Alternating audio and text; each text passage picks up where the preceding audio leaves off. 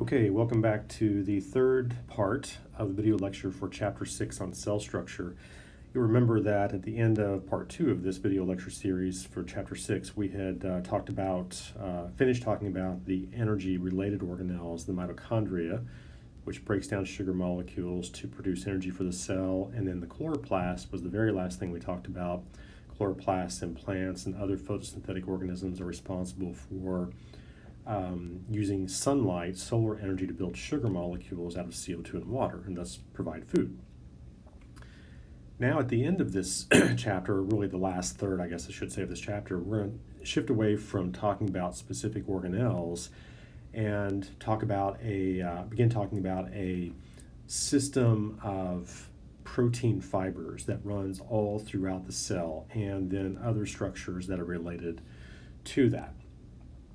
So the structure or system of protein fibers we're going to talk about is referred to as the cytoskeleton. Okay, cytoskeleton or cellular skeleton. Okay, this is a network of fibers that extends throughout the cytoplasm of the cell.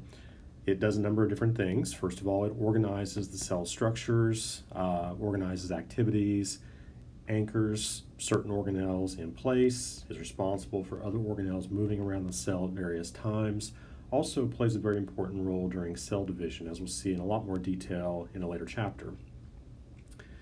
Now, this structure, or I should say meshwork of protein fibers, really consists of three separate fiber types. We have, first of all, what are called microtubules.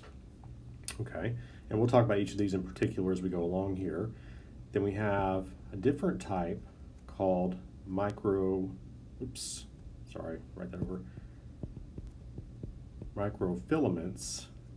Okay, microfilaments. And then we have a third type called intermediate filaments. All right. Now, all of these are made of protein, but different types of proteins, and each of these three categories of protein fiber types that collectively make up the cytoskeleton have a specific set of functions or roles that they play in the cell. So let's take a look at a micrograph of a cell, a photograph of a cell taken with a microscope. This particular cell was specially stained with fluorescent dyes. So these are molecules that, when exposed to fluorescent light, they glow in different colors. And so these molecules are specifically adhering to these protein fibers of the cytoskeleton.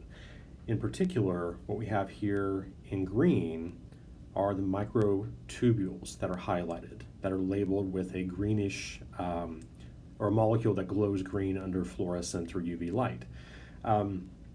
So these are the microtubules that you see sort of running out from the nucleus in all directions throughout the cytoplasm.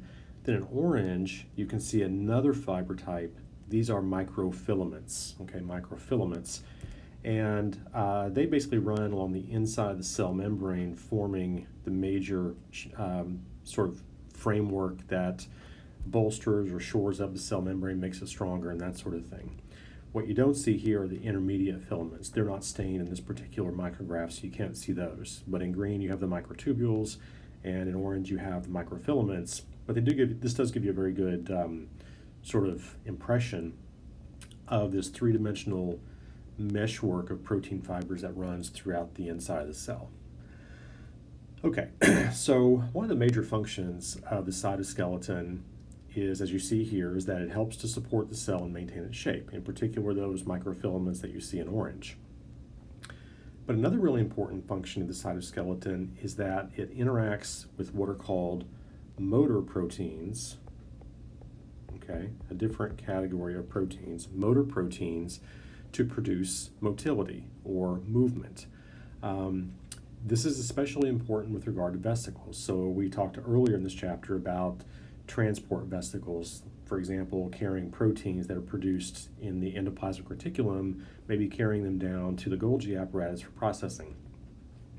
Up to this point, I've kind of given you the impression that those vesicles sort of maybe floated through the cytoplasm from one point to another, but they really don't. What we have here is a system of protein fibers, the microtubules that you see in green here in particular, that act sort of like monorails or train tracks, if you want to think of it that way. And these vesicles are carried down those monorails, those microtubule fibers, by motor proteins. And this is what you see here. So if you look at the figure on top first, you can see a vesicle, and let's say this vesicle is carrying proteins made in the ER.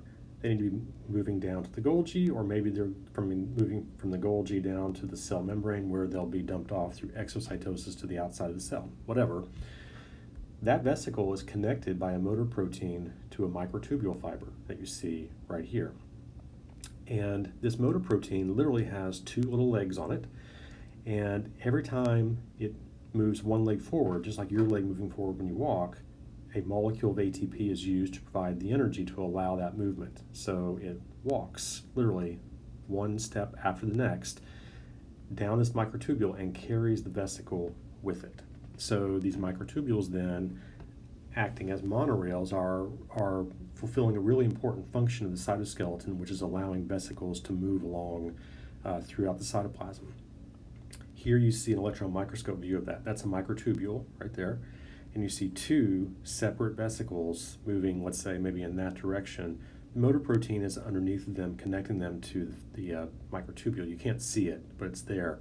But these are walking down that track with the help of those motor proteins. So that motility then is a very important function of the cytoskeleton, one very important function.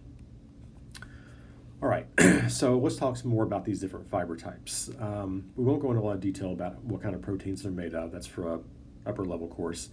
But basically the microtubules are the thickest in terms of diameter of the three parts of this cytoskeleton. Microtubules, for example, that you see here are the thickest. The microfilaments are the thinnest, and sometimes you see those referred to as actin filaments. Let me just write that down here. Okay, so actin filaments or microfilaments, whatever term you use is fine. They're both used interchangeably. These are the thinnest in terms of diameter. And again, those are the ones that run around the inside of the cell membrane and shore it up. They were shown in orange in that micrograph I showed you before. Then we have the intermediate filaments. So as their name suggests, intermediate, they have diameters that are sort of in the middle range between the microtubules on the large end and the microfilaments on the thin or small end. Okay, so the intermediate filaments are intermediate in diameter compared to the other two. And again, each of these three categories has their own specific functions. Okay, so keep all that about those protein fibers in mind. We're going to shift gears here for a moment and talk about one structure in particular that's related to the cytoskeleton, okay, related to these protein fiber types. And that structure is called a centrosome, okay, a centrosome. The centrosome is a microtubule organizing center. Microtubules grow out from the centrosome at certain times during the cell cycle, particularly during cell division, as we'll see a little bit later on. The centrosome, you can think of it as an organelle. Some people argue it's not, but you can think of it as an organelle if you want. Sort of a circular or spherical structure, and inside of it, it has two cylindrical structures. Those cylindrical structures are known as centrioles. Okay, centrioles. So, and they always sit, as I've drawn them there, perpendicular to each other. They're always aligned perpendicularly to each other. These centrioles are made of microtubules, okay? And they sort of serve as a starting point for additional microtubules to grow, especially during cell division.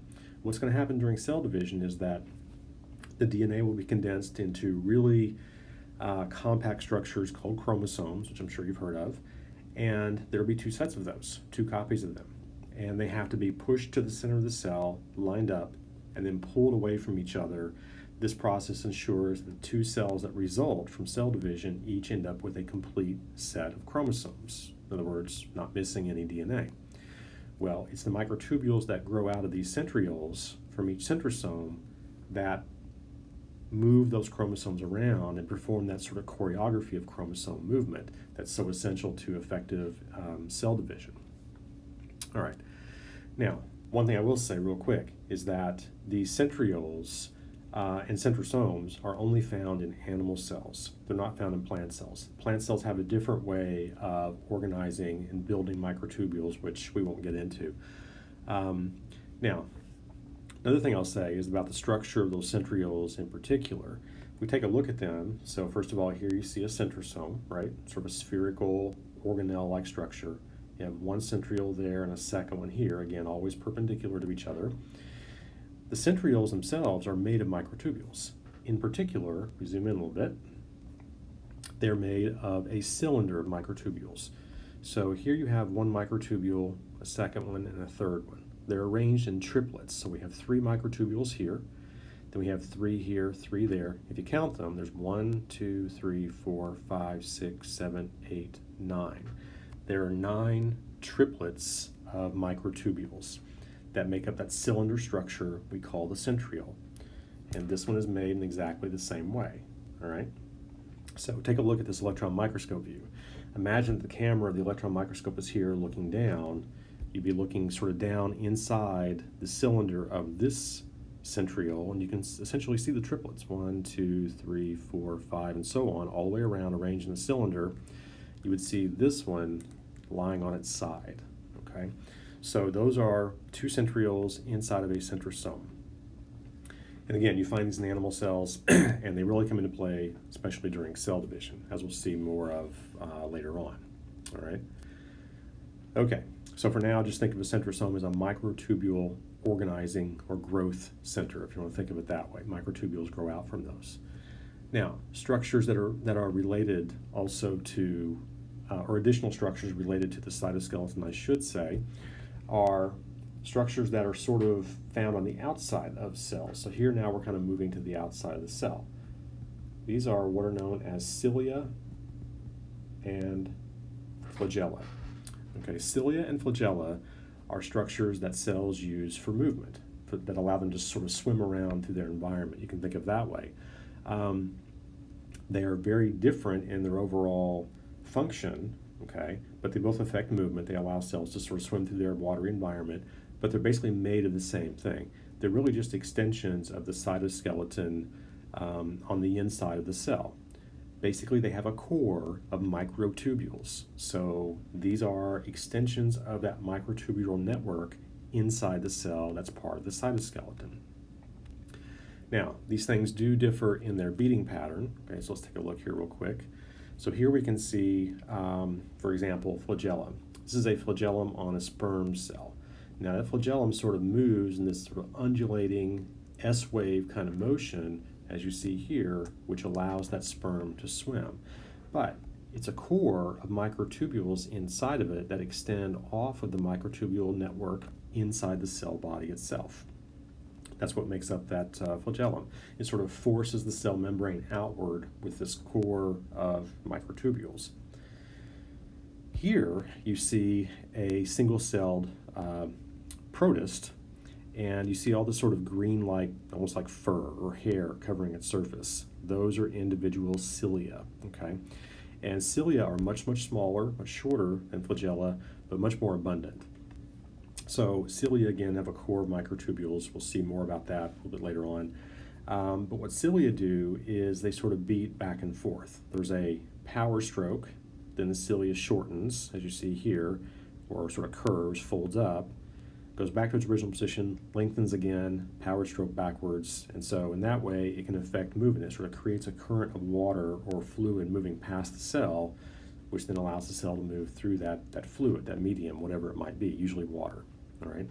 And there will be thousands of these covering the surface of a cell, and in a lot of cases you can see them sort of undulating on the surface of that cell. And in fact, I have a video here. So what you're seeing here is a paramecium. It's a single-celled protist. It's very common in freshwater systems. You probably looked at one in high school or middle school biology lab, for example, when you looked at pond water. But I'm going to play this video, and you can sort of, it's kind of grainy, but I'll blow it up a little bit, and you can kind of see this sort of undulating pattern of cilia over the surface. This is in slow motion.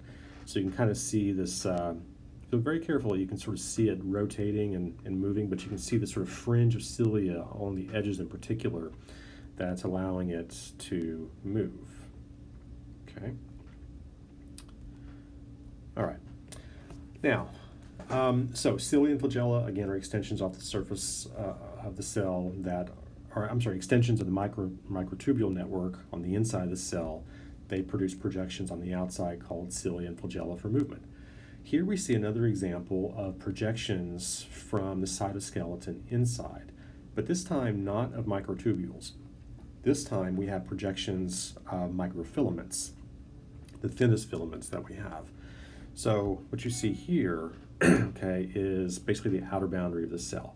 So here's the cell membrane, and notice how you have this sort of core of microfilaments pushing that cell membrane up and out into this long projection. That projection is called a microvillus, okay? Then notice the cell membrane comes back down. Here you see it again, and another microvillus with its core of microfilaments is there. So you have these microvilli, that's plural, microvilli. What these do is they dramatically increase the surface area of that cell membrane without increasing the size of the cell. Think back to our discussion about surface area to volume issues, right? So you find these microvilli on cells that are involved in absorption. For example, the cells that line the epithelial layer of your intestinal tract. As food moves through that, the whole point of those cells is to absorb as much minerals, nutrients, and things like that from your food during the digestive process as possible. That means you want to have as much of that cell membrane of those cells in contact with that food as possible. Well, you can't make the cell bigger to increase that surface area because volume grows faster than surface area, and then you enter a surface area to volume bottleneck like we talked about before. So rather than doing that, cells maintain their shape, or their size rather, but they increase their external surface area through these microvilli. It compounds the surface area 10, 100-fold, depending on the cell, okay? All right, so you get much better absorption, much more efficient absorption that way. Also notice down here in this photo, which is really good, you can really see that three-dimensional meshwork nature of these fibers. Now these are the intermediate filaments. Notice how they are thicker than the microfilaments. The microtubules are further down, you don't see those. But these microfilaments here form a layer that runs around the inside of that membrane. That was that orange layer I showed you in that fluorescent photo of that cell. That layer of microfilaments that runs around the inside of that membrane and helps to shore it up, make it stronger, is called the cortex. And you basically see that right there, okay? All right, really important point about, especially in animal cells, because animal cells don't have a cell wall like plant cells do, and so they need something to help shore up that membrane and make it stronger. Okay, so that's essentially all the structures inside the cell we're going to talk about. As the last part of this chapter, we're going to talk about what are referred to as extracellular structures. Okay, so you might ask, well, what defines an extracellular structure? Extracellular means outside the cell membrane. So by definition here, we're talking about anything outside the cell membrane. Now, there are a number of different structures that you find on the outside of the cell membrane. We're going to talk about a few of them. But all of these structures are usually produced or synthesized and secreted from the cell. So they're synthesized inside the cell and secreted to the outside, okay, the outside of the plasma membrane. And these extracellular structures are involved in quite a few different cellular functions. We're going to talk about a few of them. So first we're going to talk about the cell wall. So here we're talking about a plant cell, okay? Cell walls of plants. This is something animal cells never have. If you see somebody referring to the cell membrane of an animal cell as its cell wall, that's inaccurate. Animal cells don't have cell walls. Cell walls and cell membranes are two different things. But plant cells do have cell walls. And so here you see a series of plant cells all kind of connected together, and this thick outer margin here is the cell wall. Now, this is primarily made up of a compound called cellulose. We talked about that a little bit back in chapter 5. It's a polysaccharide, a plant polysaccharide, a structural polysaccharide. It builds cell walls. Now, sometimes plant cells only have one type of cell wall. It's called a primary cell wall. Some plant cells, the cells of woody tissue in particular, will have a secondary cell wall. And that's what you're seeing here in this figure on top. This is an electron microscope view. you can see the primary cell wall here, relatively thin. That's it right there, okay? And then in this case, you're looking at cells of woody tissue, I believe, and that is a secondary cell wall. You can see how much thicker that is. That is made up primarily of a compound called lignin. Lignin is a structural compound. It's what gives the secondary cell wall such great strength. It's why woody tissue is so strong and good for building things, for example. It's why woody tissue is very, very difficult to break and bend, whereas tissue like of leaves, for example, where the cells don't have a secondary cell wall, are very pliable and flexible. Okay. Notice also there's a space in between the cell walls of adjacent cells. Here's one cell, here's a second cell. The space in between is called the middle lamella. You can see that right here, that space that runs all the way around between them. Okay. So first of all, a couple of points here. You see that these plant cells at the bottom have a very regular shape. In this case, sort of a hexagonal shape, not really, but kind of. And they're all kind of shaped the same way. That's because they have cell walls. Okay, animal cells not having cell walls are free to take on a wide variety of shapes. Compare a nerve cell to a cheek cell, for example, or a muscle cell, and you see that. In addition, plant cells have these channels. Let me zoom in on this a little bit. These channels, there you see the name, called plasmodesmata, right? Think of them as sort of like holes that have been drilled from the inside of one cell through the cell walls of both cells into the next cell. They are communicating channels. They allow those cells to communicate. Molecules, ions, and things can diffuse back and forth from one cell to the next, and this allows those cells to coordinate their activities. All right? Okay. Now, if animal cells have a cell wall, like you see here, if plant cells have a cell wall, like you see here, and animal cells don't, the question is, do animal cells have anything analogous to that, anything similar to that? And they do. Animal cells have what's called an extracellular matrix, or we just refer to it as the ECM for short. Okay, ECM. The ECM is sort of a sticky layer or coating on the outside of an animal's cell. It's made up of carbohydrates and various kinds of proteins. Two of the most abundant proteins that you find in it are collagen and one called fibronectin. Now, these are proteins that, collagen in particular is a structural protein. It's very, very strong. It has very high tensile strength, which means it resists. If you were to grab both ends of a strand of collagen and pull away, trying to snap it, it would resist snapping in that way. That's high tensile strength. So this is why skin is very resistant to tearing and that sort of thing, because the extracellular matrix of skin cells has a high collagen content. Fibronectin is a protein that connects those collagen fibers to the cell membrane. So it sort of anchors the ECM to the cell membrane, okay?